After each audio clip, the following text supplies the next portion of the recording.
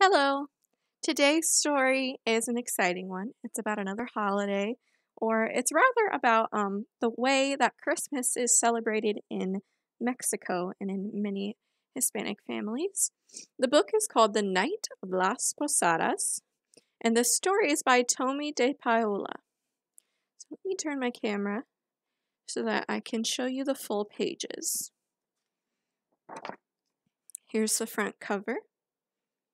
The Night of las Posadas. I'm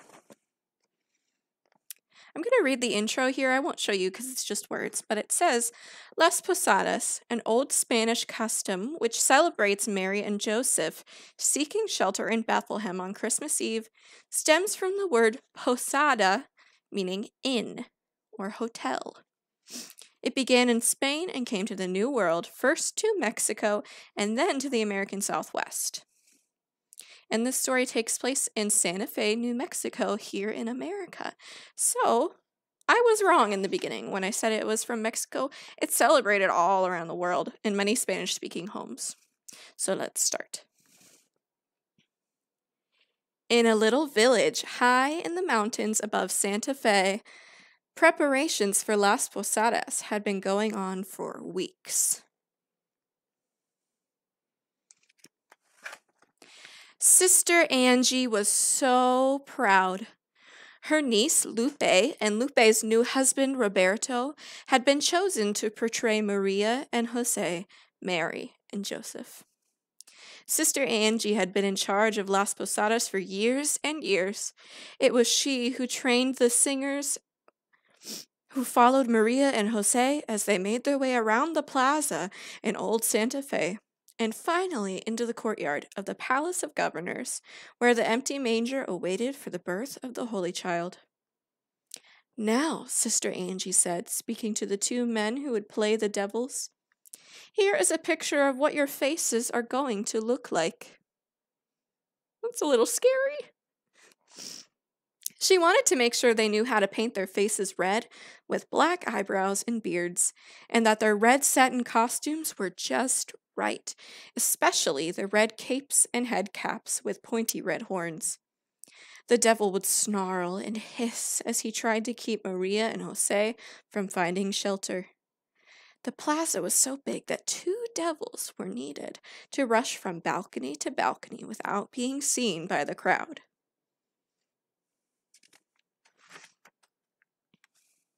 Sister Angie always made the costumes for Maria and Jose herself. Blue and white for Maria, brown for Jose. Stand still, she told Roberto. Lupe, I hope he isn't as fidgety as home. Oh no, Tia Angie, she's just nervous about being Jose. He's just nervous. I said the wrong pronoun. Ah, well, Sister Angie said. Let's just go to the church and look at Maria and Jose. They will give you inspiration, Roberto. Miguel Ovidio, the Santero maker, had made a beautiful carving of Maria and Jose for the Golden Jubilee of Sister Angie the year before. 50 years as a sister. Father Vasquez had put the carving in a place of honor in the church. As Christmas drew near, it was moved near the altar rail. And they're looking at the statue right now. Here it is. Mary and Joseph. Maria and Jose. They stood looking at Maria and Jose on their way to Bethlehem. Just think of the carving and try to look like them, Sister Angie told them. I will, promised Roberto. At least we don't have to worry about a burro, which is a donkey. Las Posadas didn't have a burro in the procession. Maria and Jose walked. The burro had only made problems, so they had stopped using one years ago. Finally, it was the night of Las Posadas, and Sister Angie had the flu. There is no way you can go tonight, said the doctor. Walking in all that cold weather, and they say that snow is coming. They will just have to get along without you this year. For the first time, Sister Angie would not be at Las Posadas. Don't worry, Tia, Lupe told her. We will make you proud this evening. In the streets leading to the plaza, men were busy putting the farolitos in place. They would be lit as soon as it got dark. These must be the farolitos, the lanterns. Wood for the bonfire was stacked in the courtyard just off the plaza, ready to be set ablaze when Maria and Jose entered. Well, one of the men said, it looks as if it will be a white Christmas. Snow is on the way. Even as he spoke, flakes drifted down. But a little snow never stops Las Posadas. Up in the village, the singers, the candle-bearers, and the devils piled into their cars. They wanted to get down to the mountain before the snow, which was beginning to fall heavily. Do you have the music? Where's my guitar? Wait, I forgot my gloves and earmuffs. I'm so nervous. It's a good thing you're not Maria. You'd faint. Me. Someone's warming up. I hope my voice is loud enough. I've never sung the devil before. It was the same every year. Sister Angie looked out of her window. Yes, she wiped away a tear as she saw Roberto's old pickup pull outside. Lupe and Roberto got out and rang the doorbell. They wanted Sister Angie to see them in their costumes. Ah, Maria and Jose, you look wonderful. If I had my way, I'd offer you shelter right here. Now give me a kiss and be off. Roberto and Lupe were the last to leave their village. Uh-oh. Roberto's pickup had been acting up lately, and the deep snow didn't help. A sudden skid and the motor died. What to do? I'll walk ahead and see if I can get some help, Roberto told Lupe. Wrap up, and I'll be back before you know it. Down in the town, everyone had gathered.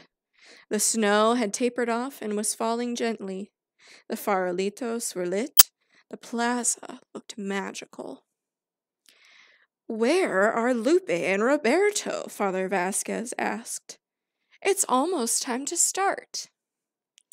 The guitars were tuned, the horn player had warmed up, the singers were ready, even the devils were ready. But no Roberto and Lupe, and everyone knows you can't have Las Posadas without Maria and Jose.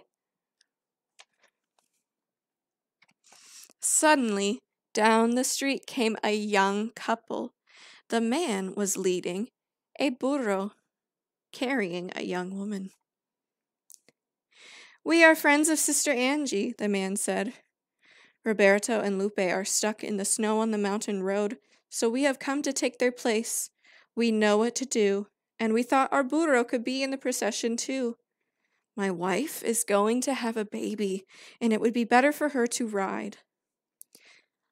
Let's go then, Father Vasquez said gratefully. The candle bearers led the way, followed by Maria and Jose. The musicians followed, and then came the singers. Out into the plaza they went. Everyone knew their part, even the burro. They stopped at the first door. Oh, let the holy couple in. Give them some shelter. Let Maria rest so that the Holy Child can be born, they sang. Jose knocked with his staff. Maria looked down from the burro and smiled sweetly. But the devil appeared. No, don't let them in, he sang out. Look at them. How poor, how wretched. They have no money.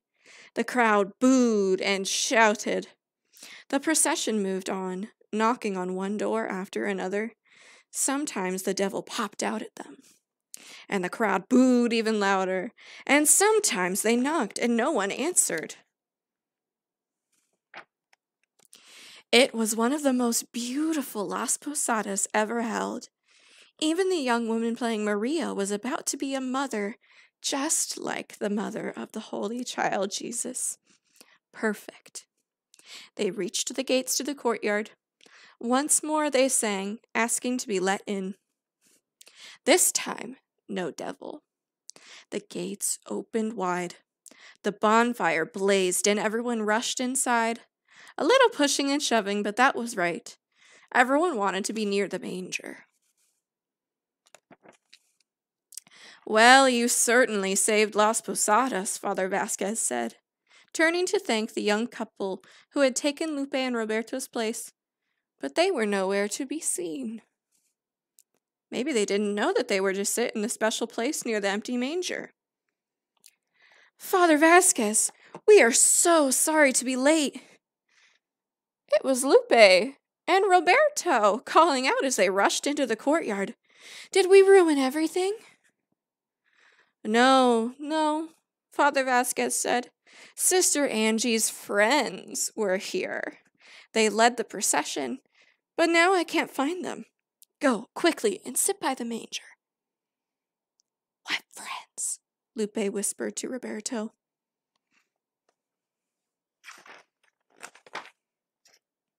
Sister Angie woke with a start. Las Posadas would be over. Everyone would be having their hot chocolate and cookies. The villagers would be back in an hour or two. I hope Lupe and Roberto did well, she thought. Sister Angie was feeling so much better. She looked out of the window. The snow had almost stopped. Drifts covered the rooftops and the street below. I'll just go over to the church and light a candle, she said to herself. She bundled up and put the key to the church in her pocket. Sister Angie crossed the street and stood in front of the church. Footprints in the snow led up to the door. She didn't think too much of it. Maybe some tourists. They came at all hours expecting the church to be open. Inside, the church was dark except for the candle burning in front of the Blessed Sacrament. I'll light a candle in front of the carving, she said. She took an unlit candle and struck a match. The candle flared up and settled into a steady glow. Sister Angie knelt down and placed her candle in front of the carving. Oh, Maria, oh, Jose, she prayed, eyes closed. My heart will always be open to you so that the Holy Child will have a place to be born.